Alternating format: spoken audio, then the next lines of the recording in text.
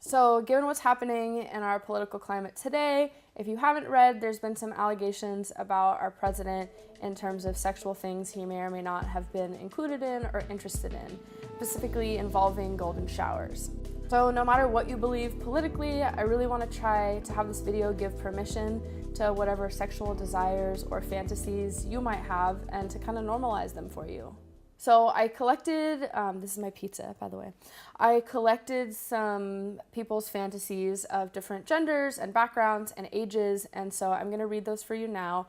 The people who gave me these fantasies would like to remain anonymous, but I think that's kind of a good thing because it's sort of their private fantasy and they get to choose who they want to share it with. But they have given me permission to say these fantasies, and some of them might seem strange to you or too normal or too vanilla or whatever, but just try to keep an open mind.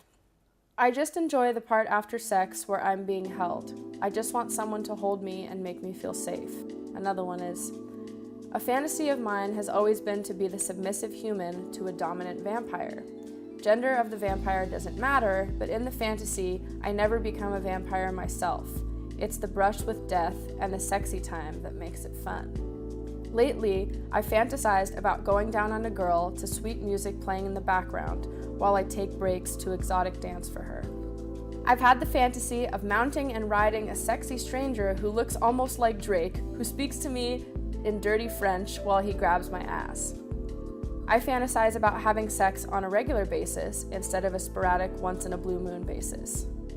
I would love to get pulled out of a hot bubble bath, then thrown onto the bed and bent over and railed from behind by a dirty workman. When I was a teenager, my fantasy has always been to be experimented on by aliens. Being with 2 chicks. Actually, 3.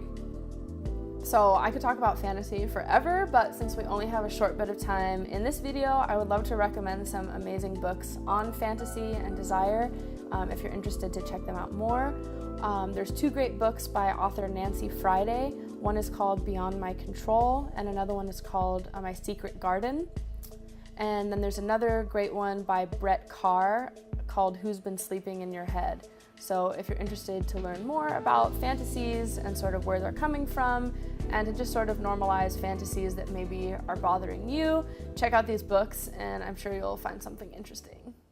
One of the most important things that I really want to say with this video is that fantasy does not equal behavior. So sometimes a fantasy can just stay in our head. We don't always have to act on it. It doesn't mean that we're going to act on it or need to act on it. And sometimes it's better staying in our head. It's kind of this like delicious, cool secret that we can keep that's just ours. And sometimes our fantasies might be something that are illegal or something that can't actually happen in reality. So sometimes when I work with clients, it's figuring out how they can sort of make these fantasies come to life or just sort of enjoy them as fantasies that stay in their head in a safe, legal way. That doesn't mean that these fantasies are wrong, because fantasy is great because it's just fantasy. So really what goes on in there, it's all kind of allowed. So in this study in the Journal of Sexual Medicine in 2014, they found that under 2.3% of people had fantasies for children under 12 and for animals. And I know this is a sensitive topic maybe for some of you, and it's a video that we can do in the future. But basically, the numbers for that I think could be higher, and the research kind of talks about that because those 2 fantasies I think are things that are very stigmatized. And so people might not feel comfortable in a research setting talking about those fantasies, being open about them. And so the numbers for those kinds of fantasies are probably a lot higher than we would assume.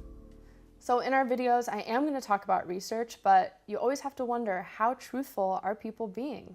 Pornhub just released their annual statistics, and 23 billion people visited Pornhub this past year, and 4 billion videos or hours of videos were watched. So I know that people out there are fantasizing and trying to find their fantasies, so obviously this is a topic we need to talk about.